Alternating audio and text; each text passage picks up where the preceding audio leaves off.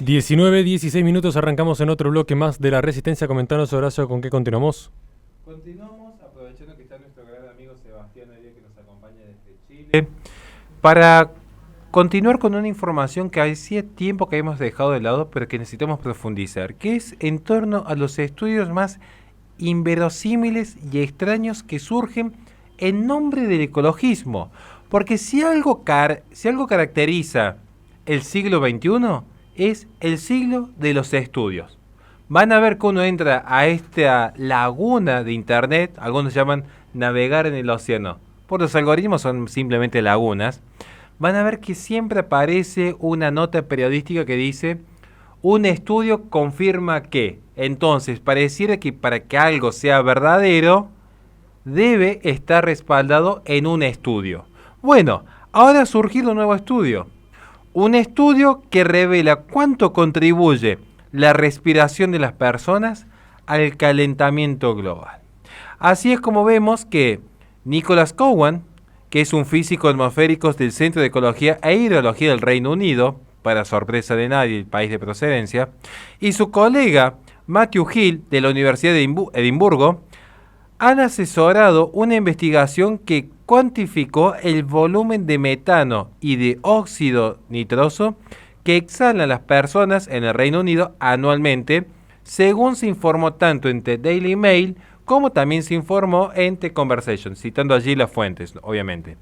Los investigadores afirman en este sentido que si bien esos gases producen un efecto invernadero más potente que el CO2, por sí solos son responsables de aproximadamente un tercio del calentamiento global, su contribución general a la huella de carbono del país es exigua, al menos en comparación con lo que hace a la quema de combustibles fósiles y otras fuentes importantes de emisiones. ¿Qué está diciendo? Que es muy importante tener en cuenta no solamente el CO2, sino concretamente lo que es el metano y el óxido nitroso, pero que aún así no es significativo lo que pudiera aportar un ciudadano inglés en comparación a lo que es una industria que funciona a base de la quema de carbón. Ahora, continuemos poniendo un par de datos para después sacar la conclusión que es realmente pintoresca. Los investigadores descubrieron que solamente el 31% de los 100 participantes que tomaron en sus estudios exhalaban metano, es decir, no todos los seres humanos exhalan metano por lo visto. Pero todos emitían cantidades pequeñas y variables de óxido nitroso. El estudio mostró que las personas menores de 30 años tienen menos probabilidad de exhalar metano, en comparación con las personas mayores de esa edad. Además, los hombres eran ligeramente menos propensos a exhalar metano que las mujeres. Es decir, mujeres viejas son un peligro para el medio ambiente. Hombres jóvenes son sanos. Esto que parece un chiste, en realidad, es muy acorde a lo que ha sostenido históricamente el ecologismo. Recuérdese simplemente algunos datos. Por ejemplo, Peter Singer, durante la crisis de la pandemia de 2020, sostuvo que aquel producto farmacéutico que venía a ser lo que debía ponerse cada ser humano para repeler este patógeno que emergió en Wuhan, debía priorizarse en la gente joven, porque la gente más adulta ya había tenido una buena vida, entonces como que había pocos recursos, había que priorizarse justamente que tenían una mayor expectativa de vida. Que eso fue una carta pública que envió Peter Singer hacia la ONU. Entonces vemos que hay una concordancia en cómo piensa el ecologismo en términos eugenésicos, en términos de adaptación, siguiendo la tradición de Ernst Haeckel, creador del concepto de ecología que yo les puse ayer en un vivo, siguiendo la tradición de William Bock, de Garrett Hardin, Petra Kelly, Dave Foreman. Sigamos con este informe. También se habla de un bajo impacto climático. Esto es interesante, porque en una época en la que parece que está de moda pedir que se eliminen seres humanos, al menos vamos a tratar de ver, quizás los de Reino Unido están a salvo. Quizás los controles de natalidad tienen que darse en el África como lo sostuvo la COP27, que poca gente recuerda, perdón, la COP26. La COP26 sostuvo que había que regular la tasa de natalidad en el África. Pero acá estamos viendo que en el Reino Unido no hay ningún inconveniente, porque los científicos cuantificaron que estas emisiones respiratorias humanas totalizan un promedio de 1.100 toneladas de metano y óxido nitroso anuales. Esa cantidad representa apenas el 0,5% y el 0,1% del total de emisiones de ambos gases generados por el hombre en el Reino Unido, respectivamente a cada gas, sea metano, óxido nitroso. Además, afirmaron que su impacto combinado asciende a 53.900 toneladas de dióxido de carbono equivalente, que en comparación con las emisiones totales del Reino Unido, que son de 417 millones de toneladas al año, les permite asegurar que el impacto climático de respirar para el ciudadano inglés es relativamente bajo. Ahora, ¿por qué importa este estudio? Y aquí viene la frutilla del postre, para ya terminar.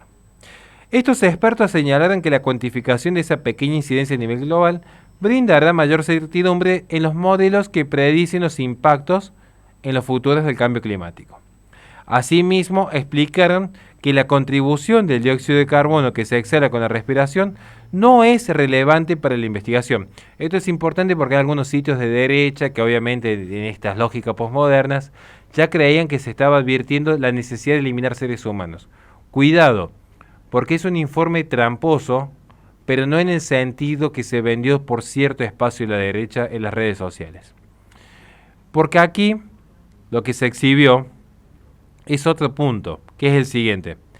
En este mismo estudio también expusieron que debido a que el óxido nitroso y el metano son producidos por microbios dentro del sistema digestivo, y acá viene la cuestión de fondo que me interesaba resaltar, resalto, el óxido nitroso y el metano son producidos por los microbios dentro del sistema digestivo.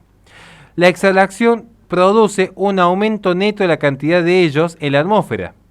Indicaron que alrededor del 15 al 20% del metano emitido por las actividades humanas se produce por las entrañas de los animales rumiantes.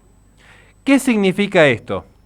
Que el gran conflicto está en la industria ganadera. Básicamente, el gran problema del cambio climático son los gases intestinales, por no usar otra palabra que empieza con P, que emiten las pobres vaquitas.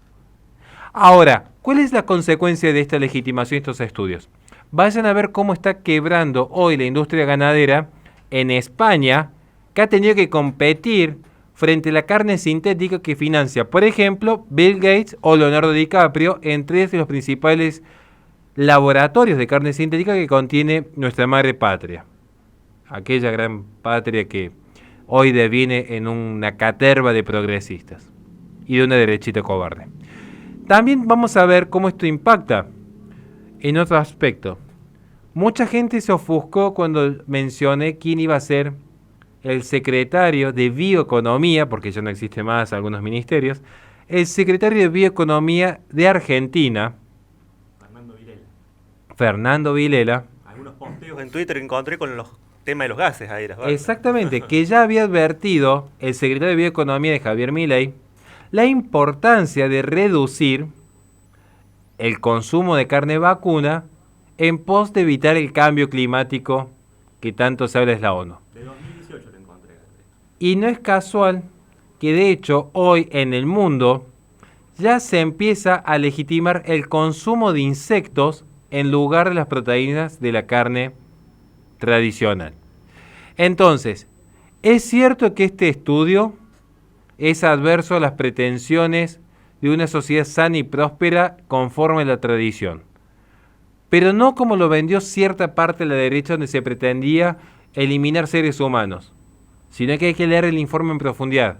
Lo que se está legitimando es eliminar el consumo de carne vacuna para paliar los efectos de los supuestos cambios generados por la actividad humana.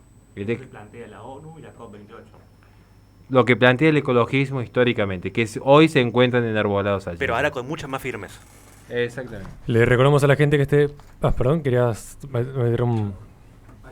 No, agregar que aquí también es importante tener en cuenta el desarrollo del periodismo en esto, la gran responsabilidad que tiene al intentar mediatizar temas sin poner en contraste dos posiciones, porque por ejemplo, se ocupó esto de la encuesta, pero dejan una posición como si fuera esa la posición que hay que seguir.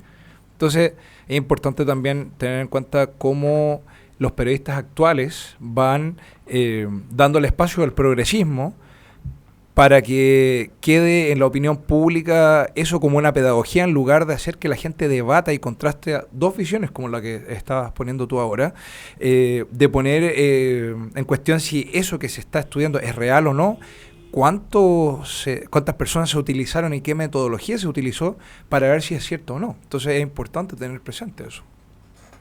Le recordamos a la gente que este programa se sube al canal de YouTube de La Resistencia Radio, donde en la descripción de los videos tiene nuestra plataforma Patreon, donde pueden apoyarnos para que podamos seguir haciendo este tipo de contenidos. Vamos a un corte y enseguida volvemos con más Resistencia.